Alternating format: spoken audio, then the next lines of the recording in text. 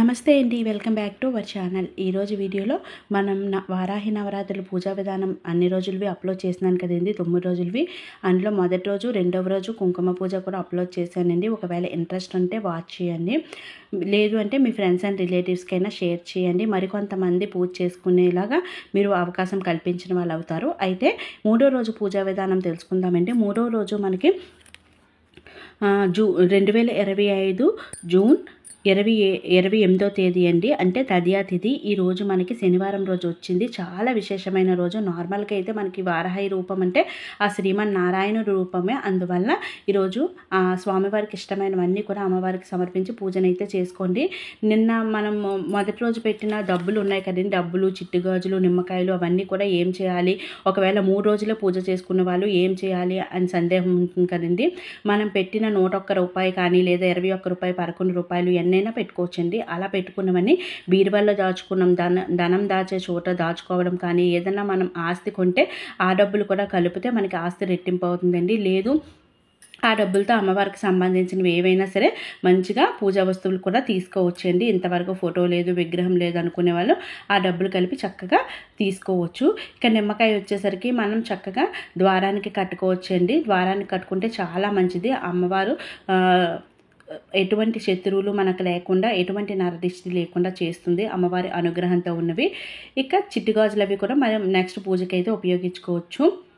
ఇక్కడైతే ఈరోజు నేను పిండి దీపారాధన చేస్తున్నానండి. శనివారం రోజు కదా, అందుకని తులసి, పసుపు రంగు పూలతో చక్కగా మాల అయితే చేసుకున్నాను. మాల చేసుకొని అమ్మవారికి వేశాను. అయితే ఫోటో కదిలించకూడదు కదండి. మాల ఎలా వేయాలి అంటే, ఫోటో పైకెత్తి మనం ఉద్వాసన పలికితే తప్పండి. మనం ఫోటోని పైకెత్తి లేపడం అది చేయకుండా నార్మల్గా ఇలా ఉంచి ఫోటోకి అయితే మాల అది వేసుకోవచ్చండి. చక్కగా మాల వేసుకొని అమ్మవారికి పూలవి కూడా సమర్పించాను. పీఠం అంతా కూడా ఎప్పుడు శుభ్రంగా శుచిగా ఉండేలా చూసుకోండి. ఇక మర్వంతోనైతే ఈ కుంకుమ పూజ చేస్తున్నాను కదా, ఆ బౌల్కి నీట్గా వినాయకుడికి అలంకరణ అయితే చేశాను. ఇక పుష్పాన్ని అయితే సమర్పించాను అనమాట. ఇక్కడ పిండి దీపారాధన శ్రీ వారాహి దేవి అయి నమః అనే మంత్రాన్ని అయితే ఆ పిండి దీపం పైన అయితే రాసుకున్నానండి. ఇక దీపారాధన కోసం నూనెని అయితే వడ్డించుకుంటున్నాను. ఇక్కడ నూనె కాదండి, శనివారం రోజు కదా, ఈరోజు నువ్వుల నూనె వేసుకుంటే చాలా మంచిది. మనకి ఎటువంటి దోషాలున్నా అన్నీ కూడా తొలగిపోతాయి. ఆర్థిక ఇబ్బందులన్నీ కూడా తొలగిపోయి అంతా మంచి జరుగుతుంది. ఆవు నేతితో వెలిగిస్తే మనకి మహదైశ్వర్యం అన్నమాట. ఈ శనివారం రోజు మీ వీలుని బట్టి ఏది ఉంటే వాటితోనే వెలిగించుకోండి. ఇక దీపారాధన అయితే చేస్తున్నాను.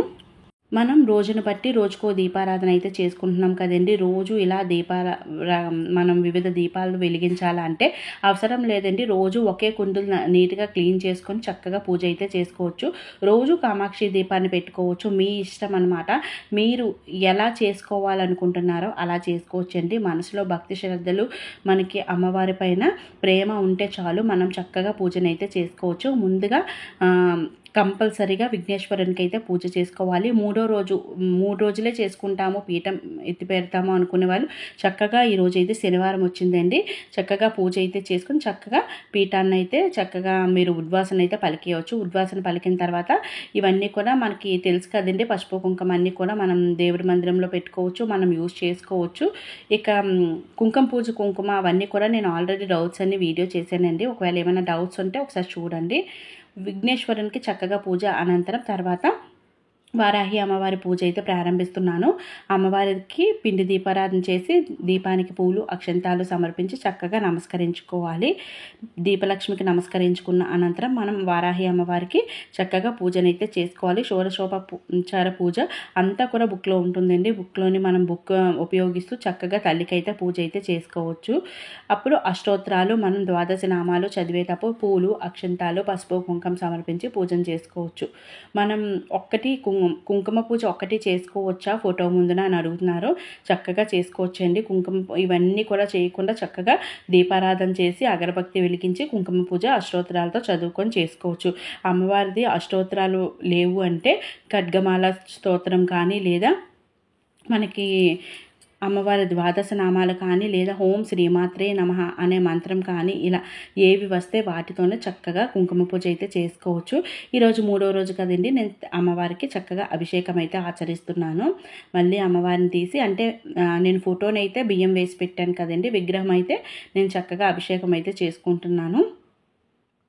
అమ్మవారికి మీకు వీలుని బట్టి పసుపు నీళ్ళు, కుంకుమ నీళ్ళు ఇలా అన్నీ కూడా వేసి పాలు అన్నీ కూడా చేసి అభిషేకం అయితే చేయండి. అభిషేకం చేసి అమ్మవారికి మళ్ళీ పసుపు కుంకుమ అన్నీ కూడా పెట్టి అమ్మవారి అష్టోత్తరాలు అయితే చదువుకోవాలి. ఈరోజు బిల్వపత్రాలు ఉన్నాయండి. శనివారం బిల్వపత్రాలు, తులసి దళాలతో అమ్మవారిని పూజ చేసుకుంటే చాలా మంచిదండి. ఎవరికైనా కదంబం పూలు దొరికితే అవి కూడా పూజలో ఉపయోగిస్తే చాలా చాలా మంచిది.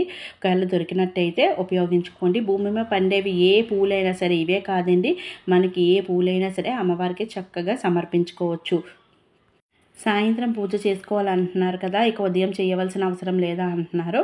సాయంత్రం పూజ చేసుకున్నా సరే అమ్మవారు మన ఇంట్లో ఉన్నారు అంటే మనం ఎవరైనా గెస్ట్లు వస్తే సాయంత్రం ఫుడ్ పెట్టి మంచిగా ఉదయం పెట్టడం మానేం కదండి. అలాగే ఉదయం కూడా చక్కగా నార్మల్గా దీపారాధన చేసుకోండి. చక్కగా దీపారాధన చేసుకొని మీకు వీలైతే అష్టోత్తరాలు అవి చదువుకొని, వీలు లేకపోతే ఏదీ లేదు. ఈరోజు అయితే నేను అమ్మవారికి చక్కగా కొబ్బరన్నం అయితే పెడుతున్నాను, పళ్ళు పెడుతున్నాను. తాంబూలం రోజు పెట్టాలా, కొబ్బరికాయ రోజు కొట్టాలా అని అడుగుతున్నారు. కొబ్బరికాయలు మీ దగ్గర ఉంటే రోజు కొట్టుకోండి, లేదు అంటే మొదటి రోజు, పంచమి రోజు, మూడవ రోజు ఇలా మీ వీలుని బట్టి కొబ్బరికాయను కొట్టుకోండి. అష్టమి, నవమి రోజు ఇలాగా కొబ్బరికాయను అయితే కొట్టుకోండి. అవి లేవు అంటే మొదటి రోజు కొట్టి ఇక నార్మల్గా ఉండొచ్చండి. ఏమీ ప్రాబ్లం లేదు. మనకు ఉన్న దాంట్లోనే మనం చక్కగా అమ్మవారికి పూజనైతే చేసుకోవచ్చు. తాంబూలం వచ్చేసరికి తాంబూలంలో 2 తమలపాకులు, 2 వక్కలు, 2 ఖర్జూరాలు, కొంచెం చిల్లర నాణెము అవి పెట్టి అమ్మవారికి పెడితే సరిపోతుంది అండి. పళ్ళు ఉంటే పళ్ళు కూడా పెట్టుకోండి. పళ్ళు లేని రోజు ఇలా కూడా అమ్మవారికి తాంబూలం పెట్టుకోవచ్చు. మనం ఎలాగా ఇంట్లో పిల్లలకి కానీ అన్ని ఫ్రూట్స్ తెస్తాం కదండి, అమ్మవారికి చక్కగా ముందు పెట్టి అప్పుడు మీరు స్వీకరించండి. అమ్మవారి ప్రసాదంగా కూడా అవుతుంది. ఇక్కడ ప్రతి నిత్యం కూడా మనం అమ్మవారికి నైట్ టైంలోని కుంకుమ పూజ చేస్తూ ఉంటాం కదండి. ఆ కుంకుమ పూజలో ఉన్న కుంకుమను తీసుకొని చక్కగా బొట్టు పెట్టుకొని చక్కగా ఒక పువ్వు కూడా పెట్టుకొని అమ్మవారికి ఈ 9 రోజులు నిన్ను పూజించే మహాభాగ్యం మాకు కలిగించు తల్లి, 3 రోజులు మమ్మల్ని అనుగ్రహించావు, ఇదే విధంగా చక్కగా నిన్ను ఆరాధించుకునేలా మాకు శక్తిని కల్పించు, నీ అనుగ్రహణ మాకు కలిగించు అని చక్కగా మనస్ఫూర్తిగా మీ కోరిక ఏదైతే ఉందో అది అమ్మవారి ముందు పెట్టి చక్కగా నమస్కరించుకోండి. ఇల్లంతా ధూపం ఉండేలా చూసుకోండి. మీకు వీలైతే పిల్లలతో కూడా పూజ చేయించండి. మీ వారు అందరూ ఉంటే కుటుంబ సభ్యులందరూ కూడా నమస్కరించుకోండి. అమ్మవారి ఆశీర్వాదం మన అందరిపైన ఉంటుంది. ఇక నెక్స్ట్ వీడియోలో అయితే 4వ రోజు పూజా విధానం అయితే అప్లోడ్ చేస్తానండి. ఇంకా ఏమైనా సందేహాలు ఉంటే తప్పకుండా కామెంట్ సెక్షన్లో కామెంట్ చేయండి. అమ్మవారికి చక్కగా మంగళ హారతి ఇచ్చి మంత్రపుష్పం సమర్పించి చక్కగా నమస్కరించుకోండి. ఓం శ్రీమాత్రే నమః.